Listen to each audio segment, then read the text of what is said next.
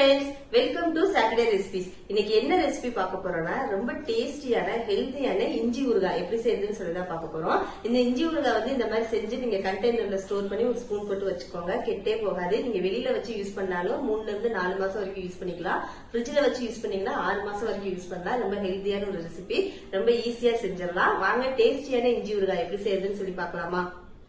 இஞ்சி ஊறுகாய் செய்கிறதுக்கு தேவையான பொருட்கள் டிஸ்கிரிப்ஷன் பாக்ஸ்லேயும் கொடுத்துருக்கேன், வீடியோலையும் கொடுத்துருக்கேன், நோட் பண்ணிக்கோங்க.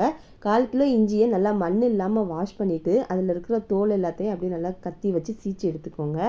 தோல் வந்து ரொம்ப கனமாக இருக்கும், அதில் வந்து கசப்பு தன்மை ஜாஸ்தியாக இருக்கும். அதனால தான் தோலை வந்து நல்லா ரிமூவ் பண்ண சொல்கிறேன்.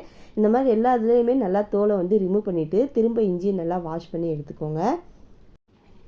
இப்போ இஞ்சியில் இருக்க தோல்லாம் எடுத்து வாஷ் பண்ணி எடுத்ததுக்கப்புறம் இஞ்சியை வந்து நல்லா ரவுண்ட் ஷேப்பில் கட் பண்ணி எடுத்துக்கோங்க. நம்ம கட் பண்ணி எடுத்து எண்ணெயில் வதக்கும் போது இஞ்சி வந்து சீக்கிரம் குக் ஆகும்.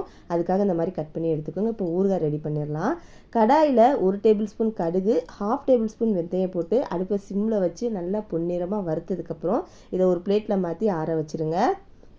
அதே கடாயில் 100 ml நல்லெண்ணெய் சேர்த்துக்கோங்க. எண்ணெய் நல்லா சூடாகணும். இந்த ரெசிபி வந்து நல்லெண்ணெய் தான் செய்யணும். எண்ணெய் சூடானதும் நம்ம எடுத்து வச்சுருக்கிற இஞ்சி வந்து நான் இந்த கப்பில் 2 கப் எடுத்திருக்கேன். ஏதாவது ஒரு கப் வந்து மெஷர்மெண்ட்டில் எடுத்துக்கோங்க. அப்போ தான் அதில் நம்ம புளி அளந்து போடும்போது ஈக்குவலாக டேஸ்ட் வந்து நல்லாயிருக்கும். இந்த கப்பில் 2 கப் இஞ்சி சேர்த்துட்டு நல்லா எண்ணெயில் வந்து இஞ்சியை வதக்கிக்கோங்க. 10லேருந்து 15 நிமிஷம் இஞ்சியோட கலர் மாறுற அளவுக்கு நல்லா வதக்கணும். அப்போ தான் அந்த இஞ்சியில் இருக்கிற கசப்புத்தன்மை வந்து இல்லாமல் இருக்கும். பாருங்கள், இந்த மாதிரி நல்லா கலர் மாறுற அளவுக்கு வதக்குனதுக்கப்புறம் நான் 2 கப் இஞ்சி எடுத்திருந்தேன். அதனால் இந்த கப்பில் 1 கப் புளி வந்து நான் அளந்து எடுத்திருக்கேன். இப்போ இந்த இஞ்சியும் புளியும் சேர்த்து நல்லா ஒரு 10 நிமிஷம் வந்து வதக்கிடுங்க. இஞ்சியும் இந்த புளியும் சேர்ந்து ஒரு 10 நிமிஷம் நல்லா எண்ணெயில நம்ம வந்து வதக்கிடணும். இந்த மாதிரி வதக்கும் போது இந்த இஞ்சியோட கசப்பு தன்மை வந்து கம்மியா இருக்கும். புளிப்பு வந்து நல்லா சேர்ந்து டேஸ்ட் வந்து சூப்பரா இருக்கும். அதனால நல்லா எண்ணெயில வந்து ஒரு 10 நிமிஷம் வதக்கிக்கோங்க.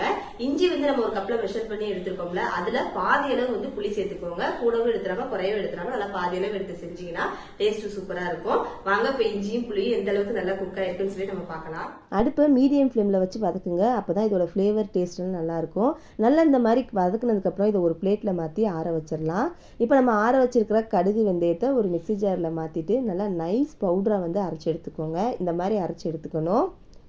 இப்போ இந்த பவுடர் கூட நம்ம ஆற வச்சிருக்கிற புளியும் இஞ்சியையும் சேர்த்து நல்லா கொஞ்சமாக தண்ணி சேர்த்து நல்லா நைஸாக அரைச்சி எடுத்துக்கணும். கொஞ்சம் கூட கட்டி இருக்கக்கூடாது. நல்லா நைஸாக அரைச்சி எடுத்துக்கலாம். பாருங்கள், இந்த மாதிரி அரைச்சி எடுத்துக்கோங்க. அப்போ தான் ஊறுகாய் செய்யும்போது டேஸ்ட்டு சூப்பராக இருக்கும். இப்போ ஊறுகாய் எப்படி செய்கிறதுன்னு சொல்லி பார்த்துடலாமா? கடாயில் ஏற்கனவே எண்ணெய் இருந்துச்சு. அதே எண்ணெயில் 1 டேபிள் ஸ்பூன் உளுந்து, 1 டேபிள் ஸ்பூன் கடுகு போட்டு பொரிய விட்டுக்கோங்க. ஒரு கொத்து கருவேப்பிலை, கூடவே 1/2 டேபிள் ஸ்பூன் பெருங்காயத்தூள், 1 டேபிள் ஸ்பூன் மிளகாய்த்தூள், 1/4 டீஸ்பூன் மஞ்சத்தூள் சேர்த்துட்டு அடுப்பை சிம்மில் வச்சு இந்த மசாலாலாம் எண்ணெயில் பரட்டி விட்டுக்கலாம். இப்போ இது கூட நம்ம அரைச்சி வச்சுருக்கிற இஞ்சி புளி பேஸ்ட்டை வந்து சேர்த்துக்கலாம். கூடவே ரெசிபிக்கு தேவையான அளவு உப்பு சேர்த்துட்டு அடுப்பை சிம்மில் வச்சு இந்த மசாலாலாம் எல்லாம் ஒன்று சேர்கிற அளவுக்கு பரட்டி விட்டுக்கோங்க. இந்த ரெசிபி செய்கிறதுக்கு ஃபஸ்ட்டு நீங்கள் அடிகடமான பாத்திரம் எடுத்துக்கோங்க. அதுக்கப்புறம் 1/4 கிலோ இஞ்சி எடுத்திங்கன்னா 1/4 கிலோ நல்லெண்ணெய் தேவைப்படும். எண்ணெய் வந்து நிறையா ஊற்றி செய்யும்போது தான் ஊறுகாயோட டேஸ்ட் வந்து சூப்பராக இருக்கும். நம்ம ரொம்ப நாள் வரைக்கும் வச்சு யூஸ் பண்ணலாம். இந்த மாதிரி மிக்ஸ் பண்ணி விட்டதுக்கப்புறம் மீதம் இருக்கிற எல்லா எண்ணெயும் இது கூட சேர்த்துட்டு அப்படியே பரட்டி விடுங்க. எண்ணெய் வந்து இந்த ஊறுகாயோட எல்லாத்தோட சேரணும். நல்லா மிக்ஸ் பண்ணி விட்டுக்கலாம். மிக்ஸ் பண்ணிவிட்டு ஒரு 5 மினிட்ஸ் வந்து அப்படியே விட்டுருங்க. அடுப்பை சிம்மில் வச்சுக்கோங்க. இப்போ இதில் இருக்கிற எண்ணெயெல்லாம் பிரிஞ்சு வரும். இந்த ஸ்டேஜில் 1 டேபிள் ஸ்பூன் அளவு வெல்லம் இல்லைன்னா நாட்டு சக்கரை ஆட் பண்ணிக்கோங்க. சுத்தமான வெல்லமாக சேர்த்துக்கோங்க, மண் எதுவுமே இல்லாமல். இப்போ இந்த வெல்லம்லாம் ஊறுகாயோட சேர்கிற அளவுக்கு நல்லா பரட்டி விடுங்க.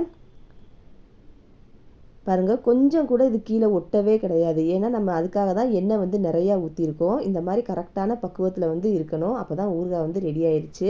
இப்போ வெல்லம் சேர்த்து மிக்ஸ் பண்ணிவிட்டு அடுப்பை சிம்மில் வச்சு ஒரு 10 நிமிஷம் விட்டுருங்க. இன்னும் நம்ம ஊற்றின எல்லா எண்ணெயும் வெளிவந்து இந்த ஊறுகாயோட கலர்லாம் மாறுற அளவுக்கு வந்ததுக்கப்புறம் சூப்பரான இஞ்சி ஊறுகாய் ரெடி. அப்படியே அடுப்பை ஆஃப் பண்ணிவிட்டு ஊறுகாயை நல்லா ஆற வச்சுருங்க. ஒரு 1 மணி நேரத்துக்கு மேலே ஆற வச்சுருங்க. ஆறுனதுக்கப்புறம் ஒரு கண்டெய்னரில் போட்டு ஸ்டோர் பண்ணி தனியாக ஒரு ஸ்பூன் போட்டு வச்சு டெய்லி எடுத்து சாப்பிடுங்க. ரொம்ப ஹெல்தி அண்ட் டேஸ்டியான இஞ்சி ஊறுகாய் ரெடி. இஞ்சி ஊறுகாய் எப்படி செய்யுதுன்னு சொல்லி பாத்தீங்களா?